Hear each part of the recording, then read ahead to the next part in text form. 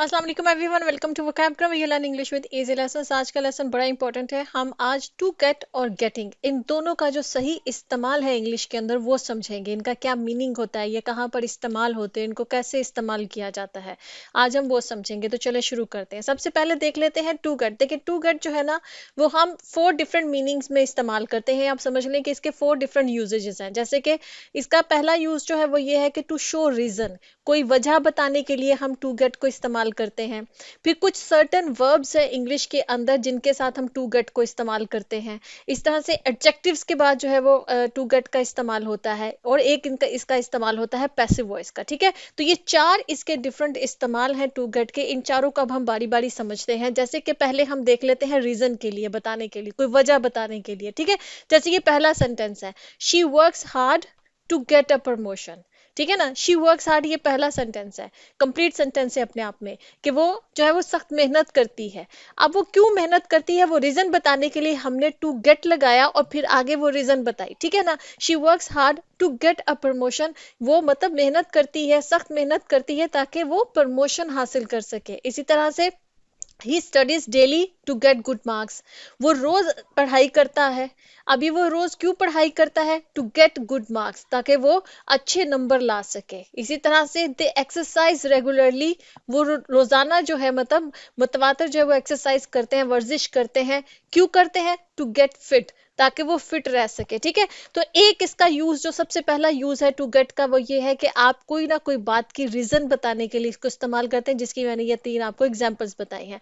अब इसका आ जाते हैं हम कुछ सर्टेन वर्ड्स वर्ब्स जो हैं उनके बाद टू गेट ही आता है। ठीक है, जैसे कि want, need, hope, try, decide, learn, plan, refuse, agree.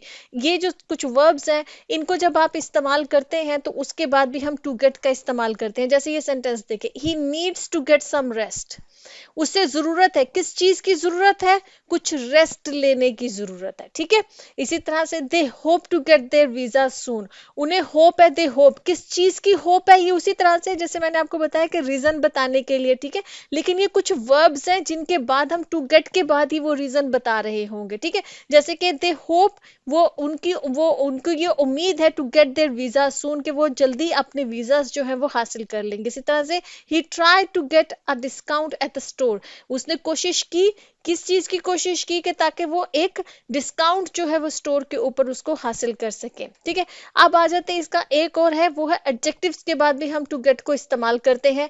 और वो एडजेक्टिव्स जो ऐसे एडजेक्टिव्स जो कोई ना कोई फीलिंग बता रहे हो या कोई स्टेट बता रहे हो, उसके बाद भी हम टू गेट लगाते हैं। जैसे कि I'm एक्साइटेड, मैं एक्साइटेड हूँ टू गेट माई फर्स्ट पे चेक, ताकि मेरा जो नया पे चेक है उसके लिए, उसको हासिल करने के लिए मैं जो हूं ना वो एक्साइटेड हूँ। इसी तरह से she was surprise to get a gift on her birthday, वो मतलब सरप्राइज थी कि उसको जो है अपनी बर्थडे के ऊपर गिफ्ट मिलेगा। इस चीज को हासिल करने के लिए जो है वो सरप्राइज थी। इसी तरह से he is lucky to get this opportunity, वो लकी है इस अपॉर्चुनिटी को हासिल करने पर। ठीक है जी, तो इसके बाद एक और उसका जो है वो है पैसिव वॉइस। अब पैसिव वॉइस में आप समझ लीजिए, जैसे हम पैसिव वॉइस के सेंटेंसेस बनाते हैं जहां पर टू बी इस्तेमाल होता है, वहां पर टू बी की जगह पे टू गेट इस्तेमाल हो जाता है। जैसे एग्जांपल में ये देखें, his application is likely to be approved soon, उसकी जो एप्लीकेशन है उसका चांस है इस चीज का कि वो जल्दी ही अप्रूव हो जाएगी। ठीक है, यहाँ पर देखिए टू बी इस्तेमाल हुआ है, टू बी की जगह पर भी टू गेट इस्तेमाल हो जाता है। अगर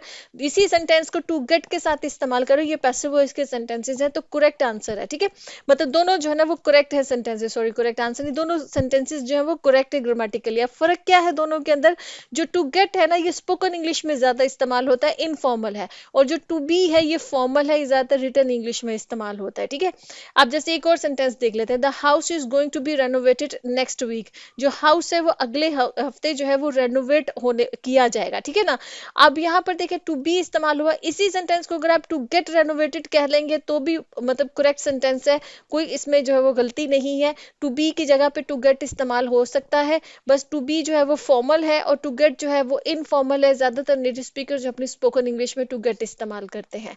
अब आ जाते हैं हम गेटिंग के ऊपर। गेटिंग जो है ना ये 2 जगहों पर इस्तेमाल होता है, इसके 2 इस्तेमाल है। एक है इसका कि ये एज ए जीरंड इस्तेमाल होता है किसी भी सेंटेंस के अंदर। अब जीरंड क्या होता है, मैं पहले भी इसको कई दफा एक्सप्लेन कर चुकी हूँ। जीरंड वो वर्ब होता है जो किसी सेंटेंस के अंदर नाउन की तरह जो है वो काम कर रहा होता है, ठीक है। और यहाँ पर आप इसको यूज करते हैं जो कंटिन्यूअस टेंसेस होते हैं उनके अंदर, हम जो मतलब प्रेजेंट कंटिन्यूअस, पास्ट कंटिन्यूअस या फ्यूचर कंटिन्यूअस जो होता है, तीनों टेंसेस के अंदर भी गेटिंग इस्तेमाल होता है। वहां पर ये एज ए वर्ब ही इस्तेमाल होता है, लेकिन जाहिर बात है वो कंटिन्यूअस टेंस होता है, उसमें इस्तेमाल होता है, एज ए प्रेजेंट पार्टिसिपल इस्तेमाल हो रहा होता है, ठीक है। अभी मैं बताती हूँ आपको कैसे। पहले हम जीरंड को देख लेते हैं। जब जीरंड इस्तेमाल एज ए जीरंड के तौर पर इस्तेमाल होता है तो एक इसका यूज होता है कि इसको हम आफ्टर प्रपोजिशन इस्तेमाल करते हैं। आफ्टर प्रपोजिशन क्यों, मैंने भी एक लेसन भी बनाया था जिसमें मैंने आपको ये ग्रामर का रूल बताया था कि प्रपोजिशंस के बाद अगर आपके पास कोई वर्ब आ रहा है तो आप उसको जीरंड बना देंगे, क्योंकि प्रपोजिशन के बाद ग्रामर का रूल है या तो नाउन होगा या प्रोनाउन आएगा, ठीक है। लेकिन अगर हमको वर्ब यूज करना पड़ गया तो हमको उसको जीरंड में कन्वर्ट करना पड़ेगा, क्योंकि जीरंड एक नाउन के तौर पर सेंटेंस के अंदर काम करता है, ठीक है। जैसे ये देख लें, शी अपोलोजाइज्ड फॉर। अब यहाँ पर हमने फॉर यूज किया है, फॉर प्रपोजिशन है, तो उसके बाद अगर हमको गेट इस्तेमाल करना है तो अब चूंकि वो वर्ब है तो उसको हमको गेटिंग करना पड़ेगा। अब ये जीरंड है यहाँ पर, ठीक है। फॉर गेटिंग लेट मतलब देर होने के लिए, देर से आने के लिए, या जो उसने उसको जो देर हुई है उसके लिए उसने अपोलोजाइज किया, उसने माफी मांगी, ठीक है। इसी तरह से ये देखें, he is interested in getting a high degree. अब इन आया है, इन प्रपोजिशन है, तो उसके बाद हमने गेटिंग इस्तेमाल किया है। यहाँ पर टू गेट नहीं आएगा, ठीक है ना, क्योंकि प्रपोजिशन है। तो प्रपोजिशंस के बाद हम क्या करते हैं, हम जीरंड इस्तेमाल करते हैं। तो वो हायर डिग्री हासिल करने में इंटरेस्टेड है, ठीक है। इसी तरह से यहाँ पे यह है, she is excited about getting a new job. मतलब वो बहुत ज्यादा एक्साइटेड है किस चीज के लिए, नई जॉब हासिल करने के लिए। अब यहाँ पर देखिए, अबाउट भी यहाँ पर जो है प्रपोजिशन है, तो उसके बाद हमेशा आपको मालूम है कि जीरंड आएगा। अच्छा, आप इसको जीरंड आफ्टर सब्जेक्ट नहीं, एज ए सब्जेक्ट ये होगा। इसका जो सेकंड इस्तेमाल है, जब हम इसको एज ए जीरंड गेटिंग को इस्तेमाल कर रहे होते हैं तो फिर वो सब्जेक्ट के तौर पर भी किसी सेंटेंस के अंदर आते हैं, क्योंकि सब्जेक्ट भी का भी तो रूल है ना ग्रामर का, कि सब्जेक्ट आपका या तो नाउन होता है या प्रोनाउन होता है।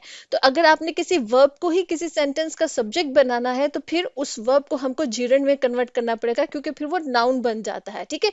तो ये देखें, getting enough sleep is important for health. मतलब पूरी एक मुनासिब स्लीप जो लेना होता है, इनफ स्लीप का मतलब कि मुनासिब जो स्लीप होती है वो लेना आपकी हेल्थ के लिए बहुत इंपॉर्टेंट है। अब यहाँ पर देखिए, गेटिंग हमने यूज किया है, यहाँ पर ये नाउन हो गया है, और नाउन नाउन जो होता है वो सेंटेंस का या तो सब्जेक्ट होता है, ठीक है ना। नाउन या प्रोनाउन ही सेंटेंस का सब्जेक्ट होता है। इसी तरह से देखिए, getting a visa can be a long process, कि जो वीजा हासिल करना है वो एक लंबा प्रोसेस हो सकता है। अब यहाँ पर देखिए, ये सारे सेंटेंसेस गेटिंग से स्टार्ट हो रहे हैं और ये नाउन के तौर पर इस्तेमाल हो रहे हैं, ये सब्जेक्ट है सेंटेंस के। जैसे getting good grades takes hard work, मतलब अच्छे ग्रेड हासिल करना जो है वो उसके लिए सख्त मेहनत लगती है, ठीक है। तो क्या हो गया, गेटिंग को जब हम जीरंड के तौर पर इस्तेमाल करेंगे तो फिर या तो प्रपोजिशन के बाद आ रहा है या वो सब्जेक्ट के तौर पर इस्तेमाल हो रहा है किसी सेंटेंस में। और कुछ सर्टन वर्ब्स भी हैं इंग्लिश के अंदर जिनके बाद हम हमेशा गेटिंग ही इस्तेमाल करते हैं, ठीक है।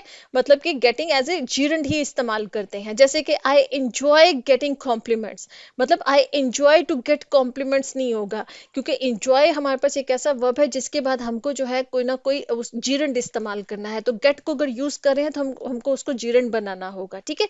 जैसे इसी तरह से ही अवॉइडेड गेटिंग इनटू ट्रबल, मतलब उसने जो अवॉइड किया इस चीज को कि वो ट्रबल में, किसी मुसीबत में ना फंस जाए, ठीक है। इसी तरह से she considered getting a second job, मतलब उसने इस बारे में सोचा कि उसको एक सेकंड जॉब जो है वो हासिल कर लेनी चाहिए। तो ये कुछ सर्टन जो मैंने ऊपर लिख दिए हैं कुछ वर्ब्स हैं जिनके बाद आपको अगर गेट को इस्तेमाल करना है तो फिर उसको एज ए जीरंड आपको इस्तेमाल करना होगा, उसकी जीरंड फॉर्म, मतलब टू गेट नहीं आएगा, ठीक है जी।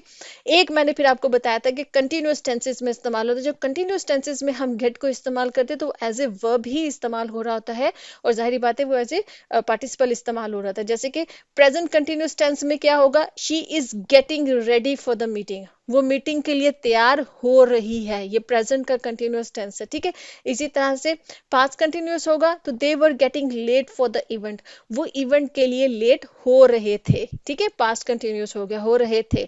इसी तरह से फ्यूचर कंटिन्यूअस बनाएंगे गेट के साथ तो क्या होगा, I will be getting a new phone soon, मुझे मतलब नया फोन जो है मैं जल्द ही हासिल कर लूंगा, ठीक है। तो ये आपको मतलब प्रेजेंट पास्ट और कंटिन्यूअस के जब टेंसेस के अंदर हम इसको इस्तेमाल करते हैं तो ये एज ए वर्ब इस्तेमाल होते हैं, और दूसरा इसका जो मैंने इस्तेमाल आपको बता दिया है, जो ये गेटिंग जो है एज ए जीरेंट इस्तेमाल हो रहा होता है। तो आई होप कि आज का लेसन आपके लिए इंटरेस्टिंग रहा होगा, यूजफुल रहा होगा। कोई और कॉन्सेप्ट है जो आप चाहते हैं मैं एक्सप्लेन करूँ तो आप कमेंट सेक्शन में पूछ सकते हैं। ओके जी, अल्लाह हाफिज़।